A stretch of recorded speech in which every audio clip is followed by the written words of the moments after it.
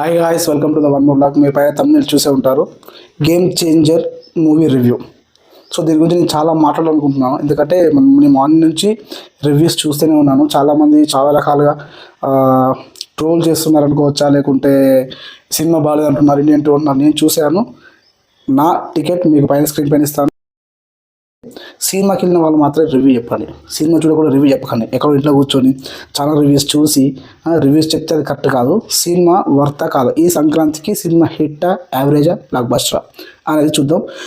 ఇప్పుడు మూవీలోకి వెళ్తే, so movie గురించి మనం చెప్పుకోవాల్సింది, కథ కొంచెం రొటీన్ అయినప్పటికీ కూడా కథ, స్క్రీన్ ప్లే కథనం బాగా ఉంది. సో అందరూ చెప్తున్నట్టుగా సినిమా అంత లాగ్ ఎక్కడ లేదు. కొత్తగా చూపించారు చరణ్ ఒక ఐఏఎస్ అధికారిగా, చాలా అంటే చాలా కొత్తగా చూపించారు. ఐఏఎస్కి ఏ పరిధి ఉంటుంది, ఆయన ఏం చేయాలి, ఐఏఎస్కున్న పవర్స్ ఏంటి, ఐఏఎస్ ఆఫీసర్లు రాజకీయ నాయకుల ద్వారా ఏ విధంగా నలిగిపోతున్నారు అనేది ఆయన స్పష్టంగా ఎక్స్ప్లెయిన్ చేశాడు శంకర్. సో ప్రీవియస్ మూవీస్తో కంపేర్ చేస్తే శంకర్ కొంచెం ఈ మూవీలో స్టాండర్డ్గా నిలబడని చెప్పొచ్చు. అండ్ ఇంకోటి ఏంటంటే, మోర్ ఓవర్ చెప్పుకోవాలంటే సినిమాలా చూడండి. సో అక్కడ మనకు టైటిల్ ఆల్రెడీ ఉంది, గేమ్ చేంజర్ అని చెప్పేసి. అది ఒక పొలిటికల్ డ్రామా మూవీ. సో ఒక పొలిటికల్ డ్రామా మూవీని మనం ఏదో హై ఎక్స్ప్రెషన్ పెట్టుకొని ఊహించుకుంటే కాదు.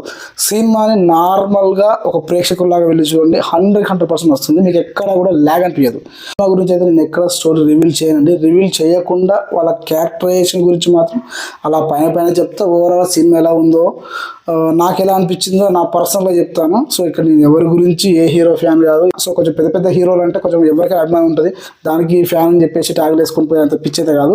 సో ఇప్పుడు మనం మూవీలోకి వెళ్దాం. మొత్తానికి సినిమాకి హైలైట్ ఏంటంటే ఇంటర్వెల్ సీన్. అది చాలా చాలా చాలా చాలా ఎవరు ఎక్స్పెక్ట్ చేస్తాం, కానీ మనం వేరే యాంగిల్లో ఎక్స్పెక్ట్ చేస్తాం, అక్కడ వేరే జరుగుతుంది. నెక్స్ట్ వచ్చేసి రామ్ చరణ్ ఐఏఎస్ పాత్రలో చాలా ఒదిగిపోయాడు. నిజంగా తన ఐఏఎస్ ఆఫీసర్ అనే విధంగా మనకు ఖచ్చితంగా స్క్రీన్ ప్రజెన్స్ అనేది చాలా ఉంటుంది. పొలిటికల్గా వస్తే అందులో మెయిన్ విలన్ వచ్చేసి ఎస్జే సూర్య అండి. సో దానికి వెనక బ్యాక్ సైడ్ అంటే ఎస్జే సూర్య బ్యాక్ సైడ్ చాలా లేయర్స్ ఉంటాయి. అది మీరు సినిమా చూస్తే అర్థమవుతుంది. సో ఎందుకు దాని మెయిన్ విలన్ అవుతారు అన్నది అది మీరు సినిమా చూడాలని నేను ఇక్కడ రివీల్ చేయను. ఎస్జే సూర్య రామ్ చరణ్ మధ్య వచ్చే సీన్లు అయితే గూస్ బంప్స్ అండి. అసలు ఎస్జే సూర్య అయితే నట విశ్వరూపం చూపించాడు. అప్పన్న క్యారెక్టర్ అయితే చాలా వెరైటీ ట్రై చేశారు. ఇన్ఫ్యాక్ట్ అప్పన్న చనిపోయేటప్పుడు నిజంగా ప్రతి ఒక్క ఏడవలసిందే. అంటే ఎంత అంటే ఆ క్యారెక్టరైజేషన్ ఇంకొంచెం ఎక్కువ పెట్టుంటే బాగుండేది అనిపించింది నాకు ఆ సినిమా. సో అదొకటి నాకు బాగా మైనస్ అనిపించింది. అప్పన్న క్యారెక్టరైజేషన్ ఇంకొంచెం వాళ్ళు 1/2 అవర్ పెంచగలుగుంటే సినిమా ఇంకెక్కడికో వెళ్ళిపోయేది. సో దానికంటే ముందు ఏంటంటే, అసలు ఐఏ ఆఫీసర్లు ఏం చేస్తారు, అసలు ఐఏ ఆఫీసర్లు మనం అనుకున్నట్టు ఉంటారా, రాజకీయ నాయకుల కింద కొమ్ము కాస్తారు. ఒక ఐఏఎస్ ఆఫీసర్ స్టాండర్డ్ నిలబడితే ఎలా ఉంటుంది, అసలు ఐఏఎస్ ఆఫీసర్లు ఎందుకు స్టాండర్డ్ నిలబడలేకపోతున్నారు, ఎంత స్టాండ్ నిలబడ్డ రాజకీయ నాయకుల మధ్య ఎలా నలిగిపోతున్నారు, అసలు రాజకీయ నాయకులు ఇంత పవర్ ఎక్కడి నుంచి వచ్చింది, అసలు ఏ రకాల ఐఏఎస్ ఆఫీసర్లు ఇబ్బంది పడుతున్నారు. మెయిన్ ఈ సినిమా వచ్చేసి ఐఏఎస్ ఆఫీసర్ల గురించి మాత్రం ఉంటుంది. సో ఇక్కడ స్టోరీ నేను ఎక్కడ రివీల్ చేయను, ఎవరి క్యారెక్టరైజేషన్కి ఎవరు న్యాయం చేశారని చెప్తాను.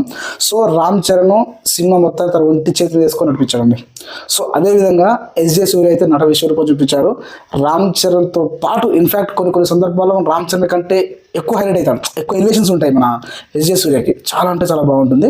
సో తర్వాతకి హీరోయిన్తో కంపేర్ చేస్తే అంజలికి చాలా అంటే చాలా చిన్న స్కోప్ అయినా కూడా సినిమాలో మెయిన్ లీడ్ తనది. అప్పన తర్వాత అంత పెద్ద లీడ్ బ్యాక్గ్రౌండ్లో అంటే అంజలికి పడింది.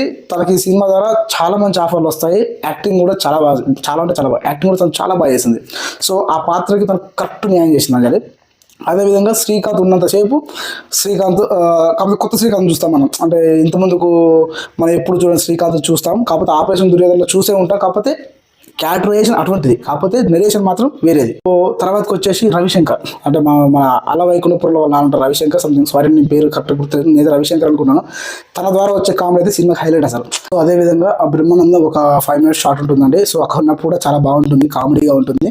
సునీల్ ఫుల్ టైం ఒక సినిమాలో ఒక రోల్ ఏంటంటే ఫుల్ టైం కామెడీ, మళ్ళీ చాలా గ్యాప్ తర్వాత చేశారు. సో తన రోల్ వరకు తను బాగా పర్ఫార్మెన్స్ చేశాడు. సో ఇప్పటివరకు ఇంకా మనం చాలా మంది గురించి చెప్పుకున్నాము. ఇక చెప్పుకోవాల్సింది వచ్చేసి హీరోయిన్ గురించి. సో కేర్ ఆద్వాని ఏంటంటే, సో తను ఉన్న పరిధిలో తన వరకు బాగానే చేసింది. సో ఒక రకంగా చరణ్ ని మోటివేట్ చేసే తనే, కానీ ఏ రకంగా మోటివేట్ చేసింది, ఎలా చేసింది అనేది సినిమా చూస్తాం. సినిమా మొత్తం ల్యాగ్ వచ్చేసి ఎక్కడ లేదు. సో అందరూ ఇప్పుడు అంతా కాంట్రవర్సీ చేస్తున్న సినిమాని అంతా తప్పించి ఈ సంక్రాంతికి చాలా మంచి ఫ్యామిలీ ఎంటర్టైనర్, ఒక పొలిటికల్ డ్రామా సినిమా, ఎక్కడ ల్యాగ్ లేదు. 1-2 సందర్భాల్లో మాత్రం ఈ సీన్ అయిపోతే బాగుంటుందనే ఒక ఆలోచన మనకు వస్తుంది. 1-2 సందర్భాలు ఈ సీన్ తొందరగా అయిపోతే బాగున్నాయి ఆలోచన వస్తుంది. అంతకుమించి సినిమా ఎక్కడ వల్గరలేదు. ఇన్ఫాక్ట్ చాలా బాగా హ్యాండిల్ చేశారు శంకర్. రామ్ చరణ్ తన యాక్టింగ్తో అందరినీ కట్టిపడేస్తాడు. రామ్ చరణ్ అప్పన్న క్యారెక్టర్ని అయితే మళ్ళీ ఎవరు మర్చిపోరు. ఒక రంగస్థలంలో చిటిబాబు పాత్ర ఏ విధంగా గుర్తుందో ఈ గేమ్ చేంజర్లో రామ్ చరణ్ చేసినటువంటి ఆ అప్పన్న క్యారెక్టర్ని ప్రతి ఒక్కరు గుర్తుపెట్టుకుంటారు. ఉన్నది కొద్ది నిమిషాలైనా కూడా అసలు యాక్టింగ్ అప్పన్న క్యారెక్టర్ యాక్టింగ్ అనేది చాలా అంటే చాలా హై ఫీస్ట్. అసలు నాకు చాలా పర్సనల్ అండ్ హార్ట్ టచ్ అయింది. సో అప్పన్న చనిపోయే సందర్భంలో కంటతడి పెట్టకుండా ఎవరు ఉండరు. దానికంటే హైలైట్ సీను ఇంకొకటి ఉంటుంది.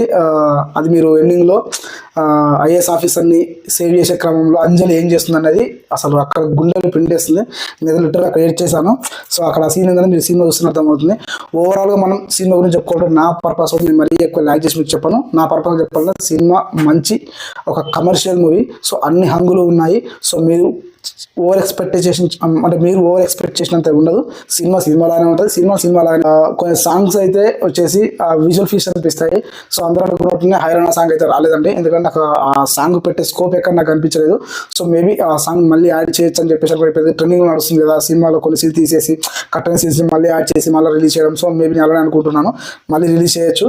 సో ఓవరాల్గా అయితే సినిమా ఓవర్ ఎక్స్పెక్టేషన్ చేసిపోకండి. ఎక్స్పెక్టేషన్స్ లేకుండా పోండి. సినిమా బాగుంది. బోర్ అయితే ఎక్కడ కొట్టదు. ఒకటి రెండు సందర్భాలు లాగ్ అనిపిస్తుంది.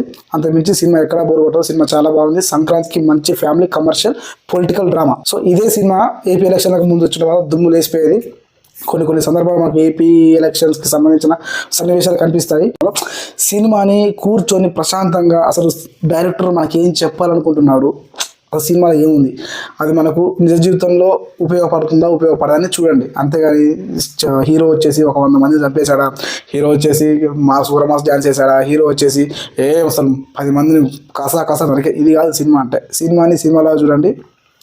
సినిమా ఒక మంచి పొలిటికల్ డ్రామా. పొలిటీషియన్స్కి అయితే ఈ సినిమా చాలా బాగా అర్థమవుతుంది. మనం కొత్తగా చూస్తాం రామ్ చరణ్ని. మనం మెయిన్గా చెప్పుకోవాల్సింది తమన్ గురించి కూడా చెప్పుకోవాలి. బీజిఎం అయితే బాగా కొట్టాడు. కొన్ని అప్ అండ్ ఎలివేషన్స్లో మనకు ఆ ఎమోషన్స్ని ఆ బీజిఎంతో బాగా క్యారీ చేశాడు. సో తమన్ మ్యూజిక్ అయితే చాలా బాగుంది. సో వర్కౌట్ అయ్యింది ఈ సినిమాలో. సో అందరూ పక్కాగా ఈ సంక్రాంతికి గేమ్ చేంజర్ 100% ముందు మీరు చేసుకొని చూడొచ్చు. సో నెగిటివ్ పోర్ట్రేషన్ మరీ ఎక్కువ తీసుకోకండి. సో బాగుంది. సో ఇదైతే నా వరకు. ఒకవేళ నన్ను రేటింగ్ ఇవ్వమంటే ఎంత ఇస్తారంటే అవుట్ ఆఫ్ 5కి 3.7 ఇస్తాను నేను. సో నాకు బాగా నచ్చింది. సో అందరు నచ్చాలని రూల్ లేదు.